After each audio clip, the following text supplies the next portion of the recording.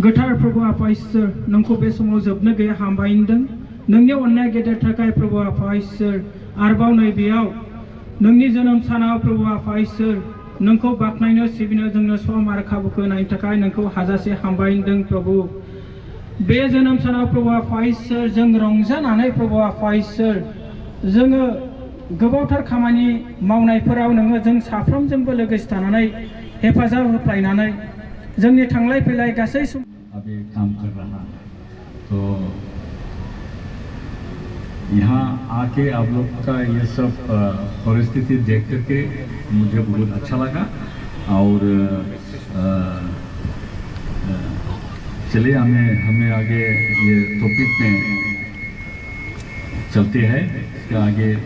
छोटी से मैं विनती करता हूँ मैं बोलो में प्रार्थना करूँगा अनसुलासेन गोथां इसोर जिवा आफा जों नोंखौ हामबायहोयो बे समनि थाखाय मोजां नोंनि सोरजिनाय सम आफा नोङो जोंनो होबाय बेनि थाखाय नोंखौ हामबाय होननानै बुङो अनसुला आफा नैबे बेंगालर बेबादि जोंनि भारतनि गोजौ थाखोनि बे सहराव नोंनि दैदेननायाव नोंनि गोबां बर' फिसाफ्रा आरो गुबुन गुबुन माहारिनि मानसिफ्रा बेवहाय ज' जानानै नोंखौ सिबिदों आरो खुलुमदों गोजान गोजान जायगायाव गोबांथार जानथायाव थायोब्लाबो बिथांमोना नोंनि अननायजों नोंनि दैदेननायजों आफा नोंखौ सिबिनो थाखाय गोसो सिङाव हामलायनाय गोनांखाय ज' जानानै बे बिसेस मोनसे प्रग्रामाव दिनै लैहोर लैहोर फैनानै नोंखौ बाख्नायनो जोङो ज' जाबाय बेनि थाखाय जों नोंखौ हामबाय होननानै बुङो आं नोंखौ बाख्नायदों इसोर आफा नोङो प्रतिजननि जिउआव थानानै नोंनि गोथार जिउजों नोंनि फिसाफोरखौ बेंनायखौ जोथोन लानायखौ आफा नुनो मोननायनि थाखाय अनसुला आफा दिनैनि बे फांसनाव फोरबो नोङो जोंखौ हेफाजाब होदों आरो जोंखौ नोङो दैदेनदों आफा नोंनाव आर'ज खालामदों नोंनि गोथार जिउजों आफा नोङो बिसोरनि गांनाय उखैनाय नोङो मिथिगौ नोङो बेखौ सुफुंनानै होदो जोङो गोबां खोथा बुंनो हास्थायोब्लाबो बेजों जेबो खामानि जानाय नङा बेनिखायनो आफा नोंनाव खावलायदों नोंनि गोथार जिउजों आफा नोंनि फिसाफोरनो नोंनि बाथ्राखौ नोङो फोरमाय नोंनि गोथार जिउजों जों बयखौबो जोङो एन'इन्टिं खालामनानै जोङो लादों बे सम आरो खाबुखौ नों आंनो होनायनि थाखाय आङो नोंखौ हामबाय होननानै प्रभु जिशु ख्रीष्टनि मुङाव आमेन बे जाय नोंथाङा सन्तुष्ट जानानै नंगौ बायदियै थांखिखौ लानानै थिगै with the right motives प्रार्थना को खालामनांगौ जाहाथे कभी ऐसा औरत भी आप मिल सकता है जिसको आप नहीं चाहता था वैसे भी मिलता है लेकिन उसमें तकलीफ आं बेखौसो बुंनो सानदों जोंनि प्रार्थनानि पॉइंटफ्रा माने ठीक जानांगौ आं बेखौसो बुंदों आरोखि वही बोलना चाहिए हम लोग का जो पॉइंट है प्रार्थना का तरीका वो ठीक होना चाहिए continuous in prayer सो हम लोग रोज प्रार्थना करना चाहिए प्रार्थना खालामबाय था हम लोग प्रार्थना करते रहे चेष्टा खालामबाय था हम लोग ट्राई करना चाहिए रोज God will definitely bless you प्रभु परमेश्वर आपको and God is ready to bless you प्रभु परमेश्वर आपको जो आशीर्वाद देने के लिए if you want promotion God will give you promotion आपको जो ऊपर उठाने के लिए आपको वो ऊपर उठाएगा if you want to be rich God will make you rich आप अगर महाजन अमीर होना बनना चाहते हैं आप प्रार्थना कीजिए जुदि नोंथाङा लेखा गोरों जानो लुबैदोंब्ला तो आप एक एजुकेटेड आदमी पढ़ाई करने वाला आदमी होना चाहिए bless liberally ये आपका बेटा आप लोग तो कर नहीं करेगा अभी पढ़ाई side when God bless us and God bless जो लोग प्रभु परमेश्वर हमको आशीर्वाद करता है God bless us liberally नंगौ गोबां प्रभु परमेश्वर ने बहुत सारा से हमको आशीर्वाद करता है आं सानदों बेंगालर खामिनाय साफ्रोमबो इसोरनि फिसाफ्रा जो लोग बेंगलोर में जो काम करने आता है इसोरनि बोरखौ मोननानै आवगायनो हागोन प्रभु का जो बर दया बे सेलिब्रेशनाव दिनै नुजाफैनाय साफ्रोमखौबो जो लोग प्री क्रिसमस में आता है आफा इसोरा बोर होथों प्रभु परमेश्वर आपको बहुत आशीष दे जों गुसुङै लोगोसे प्रार्थना खालामनो बयबो गुसुङै दे हम may I request all of you to stand हो जाएंगे और हम लोग प्रार्थना करेंगे Shall you all stand just a minute गुसुङै जों लोगोसे प्रार्थना खालामि सब खड़े हो जिरायनाया जाएंगे गोबावसैबो जों बेबायदि प्रार्थना खालामि बे रंजानाय समाव क्रिसमासनि समाव सिंहासन प्रग्रामा जोबनायाव फैबाय नोंथांमोना रावबो थांनो नाङा मैं यही अनाउंसमेंट देना चाहता हूँ आप सभी को चर्च छुट्टी होने के बाद में आप लोग कोई यहाँ से मत जाइए हम लोग आप लोग के लिए खाना बना के रखा है आप लोग जो भी खाना पीना बनाया है कृपया उसको ग्रहण करके जाइए क्योंकि उस सभी पैसा हमारा नहीं है आप लोग का ही है ठीक है आप लोग जो कंट्रीब्यूशन किया उसमें से ही हम लोग उस खाना को बनाया और ये जो प्रोग्राम है उसको हम सक्सेसफुली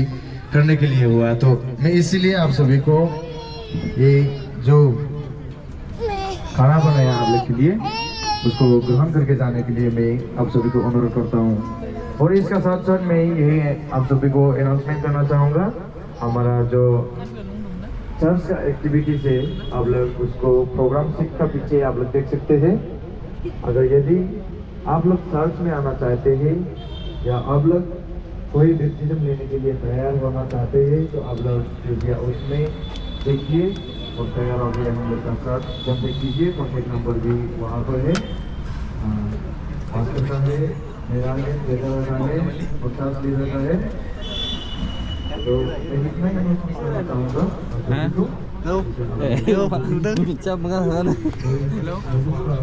मिथिं ओरैबो मिथिं जादोंमोन आरो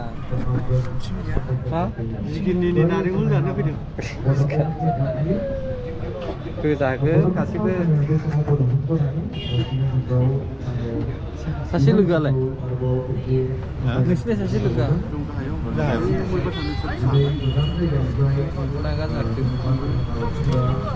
फैदोंना फैबाना गायो दं सानै दङ सोर सोर सिनायनाया दा गोलै दं